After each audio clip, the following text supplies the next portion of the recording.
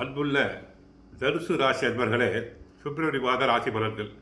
தனுசு ராசினருக்கு 2 சூரியன் புதன், 3 சனி, 4 சுக்கிரன், ராகு, சந்திரன், 6ஆம் இடத்தில் குரு, 7 செவ்வாய், அடுத்து 9ஆம் இடத்தில் கேது பகவான் இருக்கிறார்.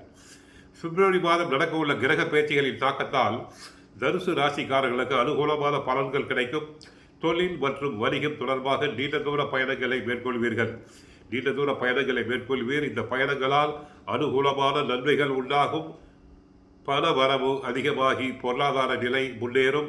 குடும்ப உறுப்பினர்களுடன் மகிழ்ச்சியான பொழுதை தாங்கள் செயல்படுவதற்கான வாய்ப்புகள் உண்டாகும். தற்சமயம் தனுசு ராசினருக்கு 7 சனி முடிந்துவிட்டு ஒரு சில காரியங்கள் நடைபெற்று கொண்டு வருகிறது.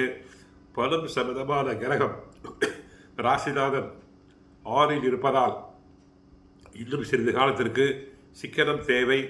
தொழில் செய்பவர்கள் அதிக முதலீடுகள் செய்ய வேண்டாம். அப்படி அதிக முதலீடுகள் செய்தால் நஷ்டம் ஏற்படுவதற்கு வாய்ப்புகள் உண்டு. ஆகவே கவனம் தேவை. நீங்கள் தெய்வம் சம்பந்தப்பட்ட காரியங்களில் ஈடுபாடு கொண்டவர்கள். இந்த மாதம் எதிர்பார்த்த பணவரவு தாமதமாக கிடைக்கலாம். வாக்கு வன்மை ஏற்படும். விருந்து கேளிக்கை நிகழ்ச்சியில் கலந்து கொள்வீர்கள். பெரிய மனிதர்களின் நட்பு கிடைக்கும். பல வகை யோகம் உண்டாகும். புண்ணிய ஸ்தலங்களை தரிசிக்கும் எண்ணம் ஏற்படும். சிலர் யாத்திரை செல்வர். அடுத்தவர்கள் உதவி கிடைக்கும். தொழில் வியாபாரம் நன்றாக நடக்கும். எதிர்பார்த்த ஆர்டர்கள் வந்து சேரும். அரசு மூலம் நடக்க வேண்டிய காரியங்களை சாதகமாக முடியும். உத்தியோகத்தில் இருப்பவர்கள் புத்தி சாதுரியத்துடன் நடந்து கொண்டு நன்மை அடைவர். எதிர்பார்த்த பதவி உயர்வு கிடைக்கக்கூடும். சக ஊழியர்கள் ஆதரவாக இருப்பர். குடும்பத்தில் இதமான சூழ்நிலை காணப்படும்.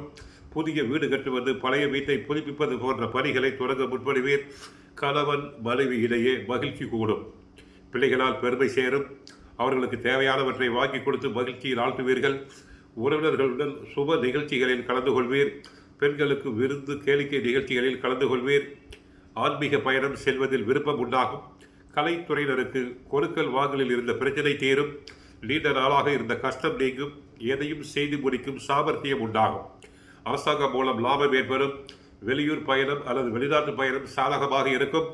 அரசியல் துறையினருக்கு வாக்கு வன்மையால் எதையும் சாதித்துக் கொள்வீர்கள். புதிய பதவி, புதிய பொறுப்புகள் தங்களுக்கு ஏற்படலாம்.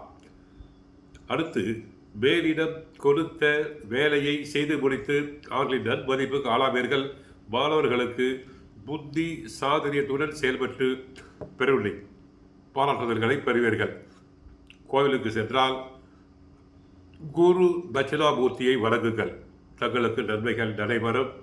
வாழ்க வளமுடன். மங்களம் உண்டாகட்டும்.